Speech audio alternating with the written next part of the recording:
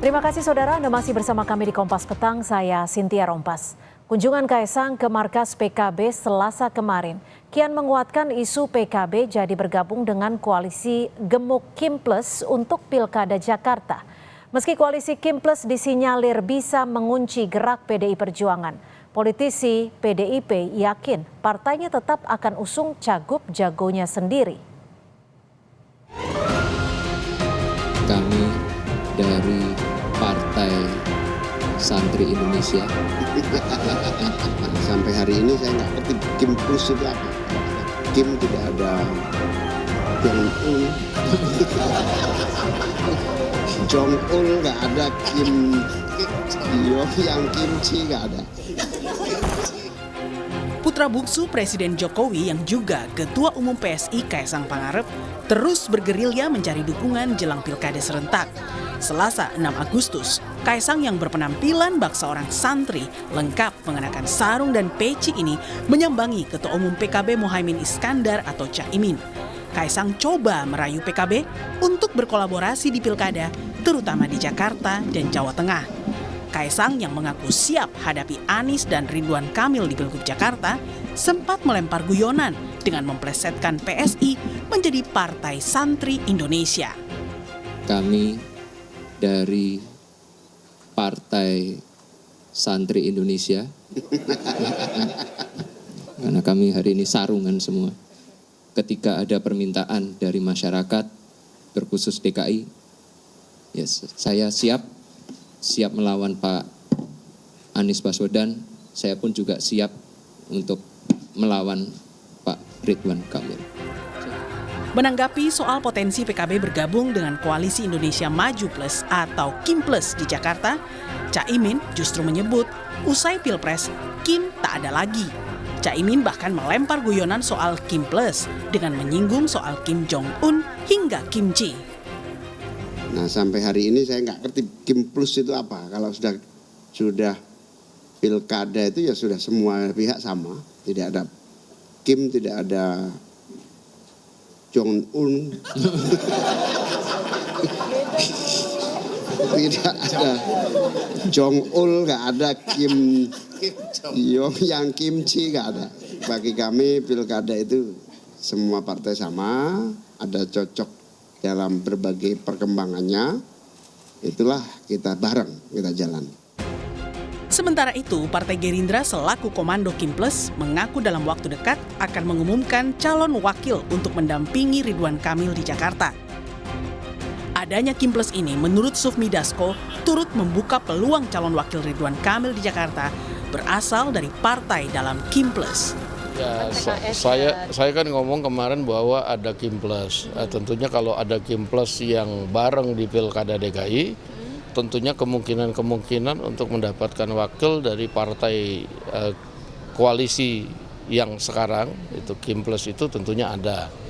Nah, siapa yang kemudian nanti akan dipilih untuk mendampingi Pak Ridwan Kamil, kita tunggu aja, ya mungkin waktunya tidak terlalu lama, sudah bisa disampaikan ke publik. Di sisi lain, Ketua DPP PDI Perjuangan Said Abdullah mengatakan partainya tak terpengaruh untuk ikut bergabung dengan Koalisi Indonesia Maju Kim Plus. Khusus Pilkada Jakarta, Said mengaku masih berkomunikasi dengan partai lain untuk menggodok nama calon gubernurnya sendiri. Insya Allah PDI Perjuangan akan mengeluarkan calon sendiri sebatas kemampuan yang akan dilakukan. Pilkada DKI, Pilkada Jabar, dan Pilkada Jawa Jateng dan Jawa Timur. Kami dalam proses untuk berbicara dengan berbagai pihak, karena kami memang khusus DKI tidak bisa sendiri, Jawa Timur tidak bisa sendiri. Gencarnya Kim mendekati partai lain di luar koalisi untuk menghadapi pilkada berpotensi menjelma jadi koalisi raksasa melalui Kim Plus. Koalisi Gemuk Kim Plus inilah diyakini akan menyulitkan PDIP mengusung kadernya di Pilkada 2024. Tim Liputan, Kompas TV. Kehadiran Kim sebagai motor pendukung RK membuat banyak partai berpotensi masuk ke dalam koalisi gemuk Kim Plus, seperti Nasdem, PKS, dan PKB. Kondisi ini berpotensi membuat Anies Baswedan terancam kehilangan dukungan partai di Pilgub Jakarta, sekaligus memunculkan isu skenario RK melawan kotak kosong. Lantas beranikah PDI Perjuangan mengusung Anies demi hindari kotak kosong di Pilgub Jakarta? Kita akan bahas bersama politisi PDI Perjuangan Deddy Sitorus dan juga jubir dari PKS Muhammad Khalid serta Direktur Eksekutif Poltreking Mas Hanta Yuda. Selamat petang Mas Hanta, Bang Deddy, Selamat Mas petang, Khalid. Cynthia, Selamat petang semua. Bang Deddy, Mas Khalid. Salam, Bro. Terima kasih sudah bergabung bersama kami di Kompas Petang. Bang Deddy, ini kalau lihat perkembangan sampai hari ini nih, PKB kemarin sudah didatangi oleh PSI. Sekarang tinggal PDIP dan PKS yang setidaknya paling memungkinkan untuk berkoalisi melawan Kim Plus. Apa ada kemungkinan ke sana PDIP berkoalisi dengan PKS? Ya memang kan petanya ini melawan kotak kosong atau melawan otak kosong kan. Jadi ini yang terjadi di DKI kalau menurut saya. Dan ini memang agak sulit kita ketika ada agenda-agenda tersembunyi penguasa, pasti jadi agak ribet ini. Kalau realitanya kan PDI Perjuangan tidak bisa maju sendiri di Pilkada DKI. Kita butuh teman, dan sejauh ini kita berupaya membangun komunikasi dengan PKB. Maka tidak mengherankan kemudian Kaisang pergi ke PKB sebagai partai santri, kan kira-kira gitu nih. Tentu agendanya ya tidak lain tidak bukan bagaimana supaya bisa merebut PKB. Kalau bagi kami di PDI Perjuangan, kami melihat bahwa Jakarta ini adalah sebuah daerah yang sangat penting sebagai mercusuar peradaban politik kita. Tentu kami tidak berharap kotak kosong yang terjadi di DKI Jakarta, karena itu akan memberikan legitimasi, akan memberikan presiden yang buruk dalam perkembangan demokrasi kita ke depan. Ya. Nah, kalau PDI Perjuangan tentu akan berusaha untuk menjalin komunikasi dengan pihak manapun yang belum membuat keputusan yang bersifat final and binding ya, soal akan maju dengan calon yang mana. Tetapi kan ya, isu yang kita dengar-dengar ini kan beragam-ragam ini kan, misalnya Pak Anies tidak akan maju nih, kan kira-kira seperti itu nih, ada isu rumor di publik kan kira-kira begitu. Bahwa Pak Ridwan Kamil akan maju dengan kotak kosong karena ini kan beberapa analis sudah menyebutkan ada kemungkinan besarnya PDIP yang paling memungkinkan dengan PKS setelah PKB bertemu dengan Mas Kaisang kemarin. Ada nggak kemungkinan ke situ? Ya kalau kemungkinan itu mungkin bisa ditanyakan dengan PKS ya. Tapi kan namanya negosiasi itu kan harus all parties, itu kan memang harus pada ada kesetaraan gitu kan. Nah, dalam konteks itu mungkin komunikasi masih terus harus kita lanjutkan dengan PKS. Gitu. Tapi sudah komunikasi dengan PKS. Kalau belum, mumpung ada Mas Khalid nih. Ya omong-omong begitu kan harus di rapat setengah kamar, Mbak. Nggak bisa di depan publik begini, Pak. Saya kira itu terlalu berlebihan lah kalau kita ngomong hal-hal yang sangat spesifik. Karena kerjasama politik itu kan memerlukan diskusi yang mendalam tentang banyak hal. Bukan cuma tentang nama gitu. Karena tentu ada banyak kepentingan yang terkait, ada banyak trade-off, ada banyak kompromi kan seperti itu, Mbak. Baik, gimana Mas Khalid? Ini kan waktu sudah semakin dekat, belum deal-deal, apa sudah mulai ada pendekatan dengan PDIP?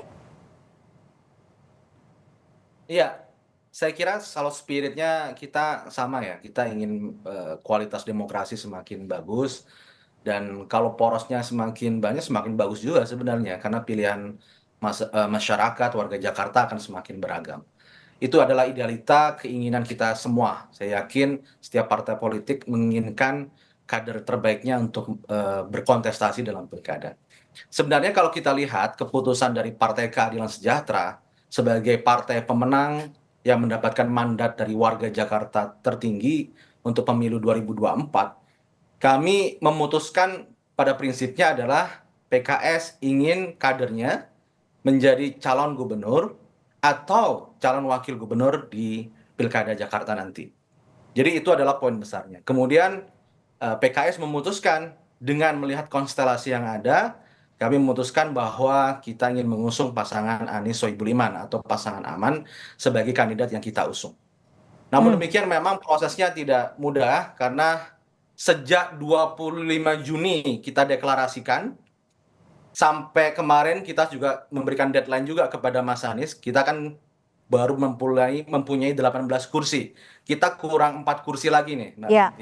Jadi PKS pun walaupun partai pemenang, kita belum bisa menggenapi persyaratan untuk maju sendiri. Kita masih membutuhkan tambahan 4 kursi. Dan kami juga sudah sampaikan kepada Mas Anies sebagai kandidat yang kita usung, ya, kita memiliki wakil yang kita ajukan Bapak Sohibul Iman, pasangan aman ini, agar digenapi 4 kursi ini sampai pada tanggal 4 Agustus kemarin, ya. Kepada Mas Anies kita meminta untuk segera menggenapi tiket tersebut. Dan ini hal yang sangat wajar sekali. Karena setiap kandidat yang ingin maju dalam pilkada, kita ada sekitar 500 lebih pilkada. Kandidat-kandidat yang ingin berkompetisi di pilkada, mereka harus melakukan komunikasi politik ke semua pihak. Untuk apa? Agar dia mendapatkan tiket untuk bisa berlayar atau berkontestasi. Karena itulah syarat administratif di situ. Nah, saat ini ketika kita sudah menyampaikan bahwa pasangan aman untuk bisa berlayar kita membutuhkan 4 kursi, maka tapi apakah masih stick dengan Sohibul pilihannya? Tidak ada ruang untuk membuka ruang dengan partai lain? Ya, sampai detik ini keputusan itu masih tetap kita pegang ya, karena tapi kan tetap kurang nih Pak kursinya. Betul. Itulah kenapa kita menugaskan kepada Mas Anies sebagai kandidat untuk bisa memastikan komunikasi politik kepada partai-partai yang lainnya. Sebenarnya pada di awal kita memiliki kesepakatan titik temu dengan Partai Nasdem. Partai Nasdem waktu itu dengan usulan kami, yakni pasangan aman, mereka tidak menolak dan menyambut baik pasangan tersebut, sehingga kita bisa mengusulkan membuat tiket itu bisa berlayar. Namun dalam politik ini kan tidak bisa hanya secara lisan, kita membutuhkan sebuah keputusan yang lebih definitif. Nah, kemudian dengan inilah kita sekarang membuka sebuah pertimbangan-pertimbangan bagaimanakah setelah deadline 4 Agustus itu terlewati, karena itulah kesepakatan kita bersama dengan Mas Anies. Ya.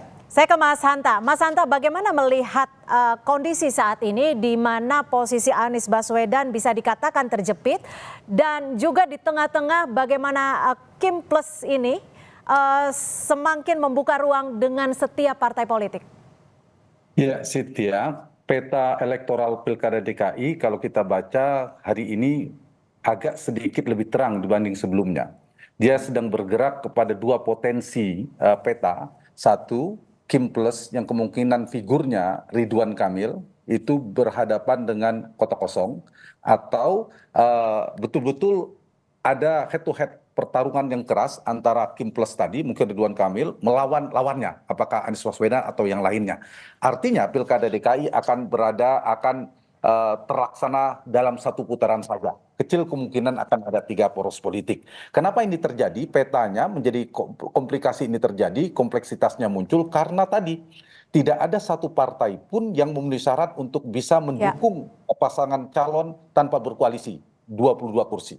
Nah, dari data ini maka potensi opsi koalisinya tinggi, sebenarnya banyak. PD Perjuangan PKS bisa, PD Perjuangan dengan Nasdem bisa, PKB dengan PKS bisa, PKS dengan Nasdem bisa, dan seterusnya. Tetapi di saat yang sama, peta yang koalisi opsinya ini besar juga menyimpan kerentanan yang amat sangat tinggi sekali.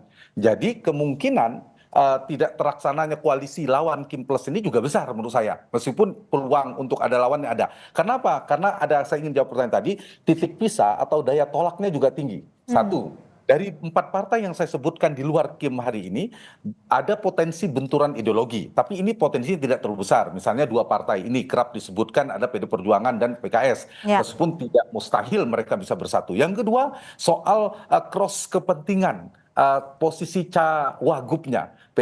Kita tahu PKS, Cynthia, sejak awal sudah memasang nama Sohibul Iman. Itu apa mungkin PD Perjuangan ingin mengalah? Tidak ada figur. Pada PD Perjuangan juga partai yang kuat di Jakarta, tidak ada figur itu. Sementara Anies Baswedan tidak bisa merepresentasikan PD Perjuangan atau nama-nama yang lainnya. Artinya persilangan kepentingan ini menjadi tantangan bagi Anies Baswedan untuk melakukan semacam mengambil titik tengah, mengagregasi semua kepentingan partai-partai yang saya sebutkan tadi, dan apakah mungkin PKS bersedia melakukan renegosiasi terhadap posisi Sohibul Iman tadi. Yang ketiga, titik pisahnya jadi tolaknya adalah yang ini sangat penting adalah komplikasi koalisi. Artinya apa? Partai-partai yang saya sebutkan tadi, selain PD Perjuangan, itu sangat besar sekali potensinya bergabung di dalam pemerintahan Prabowo yang baru ke depan. Termasuk PKS, apalagi Nasdem dan PKB. Nah, apabila terrealisasi koalisi Kim Plus itu meninggalkan sendiri PD Perjuangan, maka skenario skema hanya melawan kota kosong itu bukan mustahil akan betul-betul terjadi. Jadi kuncinya memang ada di PKS seperti tadi Bung Khalid mengatakan berpacu dengan waktu ya mereka. Nah, kalau kemudian mereka gagal membangun koalisi itu bisa jadi itu terrealisasi. Nah, posisi inilah yang menyebabkan kompleksitas itu terjadi. Tetapi sedikit saya ingin nambahkan, apakah mungkin Ridwan Kamil dan koalisi Kim Plus ini mendapatkan lawan? Mungkin saja, karena mereka punya daya atau titik temu juga, kedekatan ideologi, punya kedekatan veto player. Kita tahu PKB dekat dengan PD Perjuangan, PKS mungkin dengan Nasdem dan sebagainya. Yang ketiga adalah komposisi koalisi mereka. Persyaratan 22 kursi itu mengharuskan daya dorong mereka harus menambah satu partai lagi. Tapi saya ingin menambah analisanya dengan yang tadi sama. Komplikasi koalisi ini juga terkait dengan persamaan posisi koalisi. Artinya apa? Posisi mereka disamakan dengan memiliki lawan politik yang sama, kompetitor yang sama. Siapa lawannya? Lawannya adalah Kim, Prabowo, dan Jokowi. Nah, kalau ada partai di luar PD Perjuangan memiliki posisi yang sama, maka terrealisasilah di Jakarta Kim melawan lawannya. Tapi kalau itu tidak realisasi, maka prediksi saya Ridwan Kamil Bang Deddy, mungkin saja terjadi. Oke, Bang Deddy, lalu adakah strategi yang sudah disiapkan PDI Perjuangan setidaknya untuk menghindari Ridwan Kamil melawan kota kosong? Ya, strategi kita tidak leluasa ya Mbak ya, karena kan pilihannya juga terbatas. Either dengan PKB atau ya sejauh mana kita bisa bernegosiasi dengan PKS, karena PKS kan sudah mengajukan nama pasangan calon gubernur dan wakil gubernur. Jadi memang kita tidak dalam posisi yang leluasa untuk melakukan manuver-manuver politik gitu. Dan kalau saya sih berharap agar kita sama-sama memikirkan bagaimana kita menghasilkan satu proses demokrasi, proses pemilu yang memberikan ruang dan pilihan kepada rakyat sebanyak-banyaknya. Sangat menyedihkan kalau untuk DKI itu terjadi kota kosong gitu. Karena apa? Kalau kota kosong ini dibiasakan, pertama kita rugi secara anggaran. Ngapain biaya pemilu gede-gede kalau kota kosong? Itu sama saja, udah serahkan saja kepada DPRD, kan seperti itu. Yang kedua, ini juga akan membuat terjadinya oligarki dan politik dinasti di seluruh daerah di Indonesia ini. Karena apa? Kota kosong ini memanipulasi suara rakyat seolah-olah semua untuk urusan pilkada, padahal itu suara dari pileg. Lalu ada tidak kemungkinan untuk PDIP mengusung ataupun mendukung Anies Baswedan?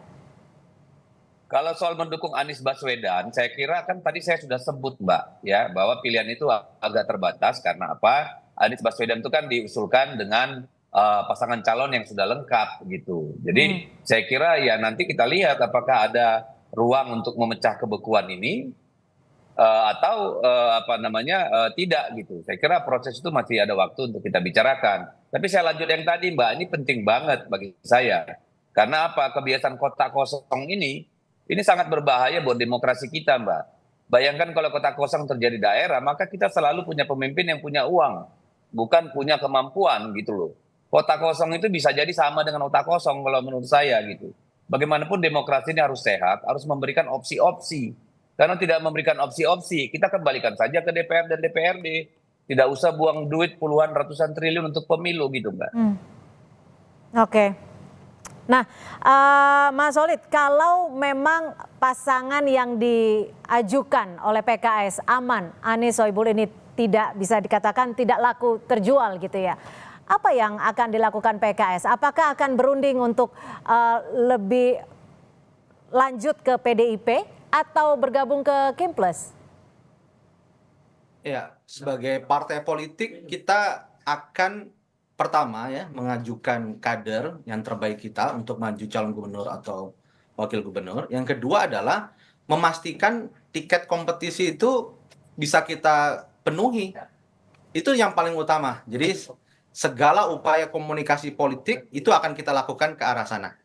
Jadi kalau kita melihat proses yang ada saat ini, dinamika yang ada, kita melihat apakah pasangan aman ini mampu berlayar atau tidak, itu juga akan kita kaji. Ya, akan kita kaji, dan jika ada peluang-peluang yang lain, kita juga akan mengkajinya. Karena bagaimanapun juga, kita harus melihat prospek dan visibilitas terkait kandidat yang akan kita usung nanti. Oke, Jika tapi memang misal- Mas Solid, tapi benar nggak sih kalau sudah ada tawaran dari Kim Plus untuk memasangkan RK dan juga Ahmad Saiku? Tawaran dari teman-teman dari Golkar ya itu memang sudah lama kita peroleh, bahkan sebelum kita mengusung pasangan aman itu juga sudah pernah ditawarkan juga. Jadi ketika ada tawaran itu kami dari PKS mengusung aman ya. Namun demikian, plan bahwasanya pasangan aman ya, pasangan Anies Sohibul Iman itu kita memiliki term and condition yang kami sampaikan tadi hingga 4 Agustus yang lalu. Sehingga proses di sini kita sekarang mulai membuka komunikasi dengan pihak-pihak yang lainnya. Kenapa Pihak-pihak demikian? mana nih? Kim Plus kah? Siapapun kita buka komunikasinya, termasuk dengan Kim. Ya, termasuk dengan Kim kita buka komunikasinya. Karena tentu setelah 40 hari proses negosiasi, proses komunikasi politik itu tidak berprogres, tidak mendapatkan kejelasan, maka itu akan menimbulkan ketidakpastian terkait pasangan ini. Dan tentu DPP PKS akan mengkaji prospek bagaimana ke depan pasangan ini akankah berlayar atau tidak. Sehingga komunikasi dengan Kim kita lakukan, bahkan juga dengan teman-teman PDIP juga bisa kita lakukan untuk bagaimana kita bisa membentuk tiket untuk bisa berlayar di Pilkada Jakarta nanti. Karena itulah persyaratan penting untuk kita dapatkan untuk di fase awal ini. Oke, Mas Hanta, ini kan semakin mendekati ke waktu pendaftaran. Kalau dari perspektif Anda, apa sih setidaknya yang menghalangi ataupun menjadikan lancar terkait dengan titik nego ataupun titik temu antara para partai? Ada dua faktor dari sisi Anies Baswedannya dan partai itu sendiri. Jadi satu faktor Anies Baswedan, apakah dia bisa menjadi titik temu untuk mengagregasi semua kepentingan partai yang bersilangan tadi. Itu kan sulit sekali karena semua menginginkan posisi strategis sebagai cawagup dan seterusnya. Apalagi sekarang ada kompleksitas, ada pemerintahan baru Prabowo Gibran. Yang kedua, apakah mungkin partai-partai yang 4 di luar pemerintahan PDI Perjuangan, PKS, Nasdem, dan PKB itu memiliki titik temu menurut saya tidak lebih kuat daripada faktor yang dimiliki oleh Kim hari ini. Nah, saya melihat tendensi ya atau kata lainnya indikasi PKS merubah haluan politiknya per hari ini cukup keras, cukup kuat ketimbang yang sebelumnya. Ada 3 faktor kalau kita catat. Satu, ketika Presiden PKS mengeluarkan statement undang-undang dong Pak Prabowo PKS untuk gabung di pemerintahan. Itu kalimat penting untuk bergabung dalam pemerintahan. Artinya PKS membuka diri kemungkinan untuk bergabung di pemerintahan Prabowo Gibran. Di dalam Kim Plus itu ada Prabowo Gibrannya, tanda petik ya, pemerintahan pusat yang tidak bisa dipisahkan. Yang kedua, dukungan Partai Keadilan Sejahtera kepada Bobi di Sumatera Utara. Ya. Dan yang ketiga, komposisi yang barusan Cynthia tanyakan kepada Bung Khalid tadi tentang kemungkinan Presiden PKS Pak Saiku itu dipasangkan dengan Ridwan Kamil. Nah, ini 3 tendensi ini yang memungkinkan kemungkinan kotak kosong, skenario kotak kosong itu terbuka lebar. Karena apa? Karena mungkin saja secara kandidasi di mana strategi Kim memberikan posisi cagupnya diberikan kepada Ridwan Kamil yang merepresentasi Kim, cawagupnya kemungkinan besar, misalnya orang berpikir mungkin Kaisang sebagainya, tapi per hari ini menurut saya ada Kim Plus itu, yang di luar itu, yaitu PKS. Untuk apa? Untuk memecah potensi koalisi untuk melawan Ridwan Kamil atau Kim tadi itu. Nah, di posisi ini maka per hari ini sikap PKS menjadi penting. Begitu PKS misalnya betul-betul indikasi yang saya sebutkan tendensinya menguat, maka PD Perjuangan semakin kecil mendebatkan teman koalisi. Sementara Nasdem dan PKB itu relatif lebih mudah karena mereka kemungkinan besar bergabung di dalam pemerintahan Prabowo Gibran, pemerintah baru itu jauh lebih besar. Jadi membereskan versi Kim Plus tadi adalah kuncinya di PKS. Jadi posisi tawarnya PKS hari ini Pak Khalid sangat tinggi sekali. Dapat 3-3-nya nanti.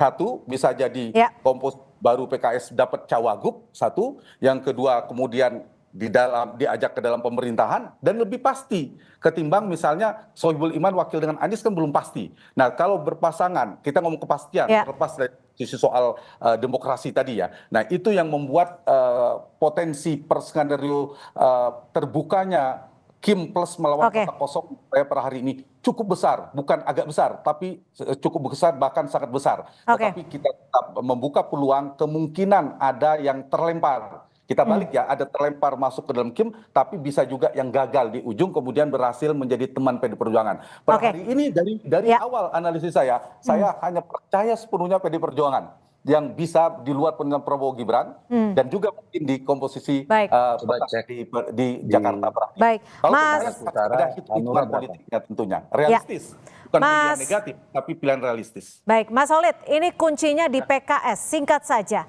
apakah PKS berani untuk meninggalkan ataupun mengkhianati dalam tanda kutip grassroots-nya yang memang darahnya sudah ke Anies Baswedan dan maju ke Kim? Ya, seperti saya sampaikan tadi bahwa kita ini sejak dari awal memang tawaran-tawaran itu begitu banyak kepada PKS ya untuk di Pilkada DKI Jakarta. Kemudian kita mengusulkan Anies Baswedan dan Sohibul Iman itu adalah salah satu formula untuk menangkap aspirasi yang ada tadi. Tentu itu harus dibarengi dengan itikad semangat dari Mas Anies sebagai kandidat untuk bisa menggenapi 4 kursi tadi itu. Sehingga sejak awal kita mengatakan ini adalah rencana plan A kita, bahwa ini yang kita prioritaskan. Tapi dalam politik itu kan tidak bisa kita hidup dalam situasi yang tidak pasti. Kepastian harus ada. Tiket ini bisa berlayar atau tidak. Dan inilah yang kita harapkan kepada Mas Anies sebagai kandidat dan kepada mitra-mitra teman kita untuk bisa memastikan apakah tiket ini bisa berlayar atau tidak. Tentu ketika tiket itu susah atau prospeknya tidak bisa berlayar, misalkan, maka kita harus bisa membuat opsi lain. Karena politik tidak dalam situasi yang sangat statis, tapi juga dinamis. Maka politik adalah seni kemungkinan, kita akan membuka opsi-opsi yang lainnya.